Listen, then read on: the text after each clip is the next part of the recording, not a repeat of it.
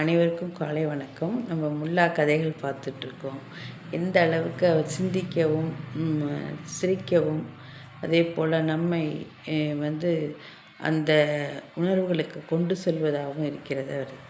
ஒரு முறை முல்லாவும் அவரும் அவரது மகனும் கழுதை வராங்க. அப்போ முதல்ல மகனை கழுதை மேலே உட்கார வச்சுக்கிட்டு முல்லா நடந்து கழுதையோடு நடந்து வந்துட்டு இன்னும் எல்லாரும் ஊர் மக்கள் எல்லாம் பார்த்துட்டு சொல்கிறாங்க, என்ன மகனை சிறிய பையன் அவன் பாருடா, அவனை போய் மேலே உட்கார வச்சு வயசானவர் நடந்து வந்துட்டுருக்காரு, இதெல்லாம் சரியா, அக்கிரமமாக இல்லை அப்படின்னு சொல்கிறாங்க.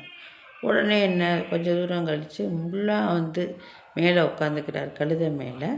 அடுத்து அவர் மகன் நடந்து வந்துட்டுருக்கார். கொஞ்சம் தூரம் கழித்து போனால் ஊர் மக்கள் பார்க்குறவங்க, என்ன அநியாயம், சின்ன பையனை கழுதையோடு நடக்க விட்டுட்டு இவர் அது மேலே ஜம்முன்னு உட்காந்து போகிறாரு, கொஞ்சமாச்சும் இருக்கா, அந்த சின்ன பையன் கால்லாம் வலிக்காதா, என்ன இப்படி பண்ணுறாங்க அப்படின்னு சொன்னாங்க. அச்சச்சோ அப்படின்னு சொல்லிட்டு, என்னடா இப்படி சொல்லிட்டாங்கன்னு சொல்லிட்டு அந்த ஊர் மக்கள் பேசுவதற்கு ஏற்ற மாதிரி இவர் அடுத்து என்ன பண்ணுறாரு, கொஞ்சம் தூரம் போயிட்டு 2 பேருமே கழுதை மேலே ஏறி உட்காந்து போகிறாங்க. உடனே வாயில்லா ஜீவனை என்ன பாடுபடுத்துகிறாங்க பாரு. ஏற்கனவே கழுதை பாவம் நடந்து போகுது வெயில்லையும் இதுலேயும், அது மேலே இவங்க 2 பேர் ஏறி உட்காந்து போகலாமா, என்ன இதெல்லாம் அப்படின்னு சொல்கிறாங்க.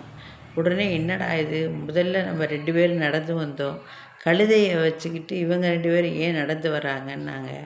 அடுத்து பையனை உட்கார வச்சதுக்கு ஏன் வயசானவன் நடந்து வரான்னாங்க. அடுத்து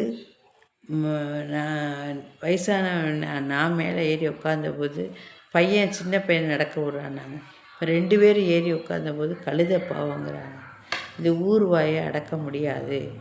ஊர் சொல்கிறதுக்கு ஏற்ற மாதிரி, ஊர் மக்கள் சொல்கிறதுக்கு ஏற்ற மாதிரி நம்ம மாறிக்கிட்டே இருந்தோம்னா நம்மளுடைய நிலைமை என்றைக்குமே அப்படியே தான் இருக்கும்.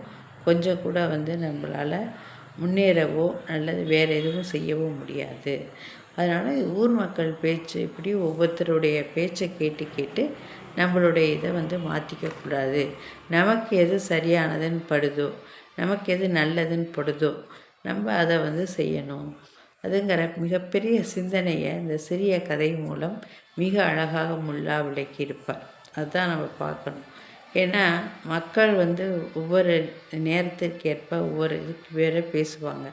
அதுக்கேற்ற மாதிரி நம்மளை மாற்றிக்கிட்டே இருந்தோம்னா மாற்றிக்கிட்டே இருக்க வேண்டாம். கண்ணதாசன் கூட அப்படி தான் சொல்லுவார், மாற்றிக்க கூடாது, நம்ம நம்மளாகவே இருக்கணும், நீயாகவே இரு. நன்றி.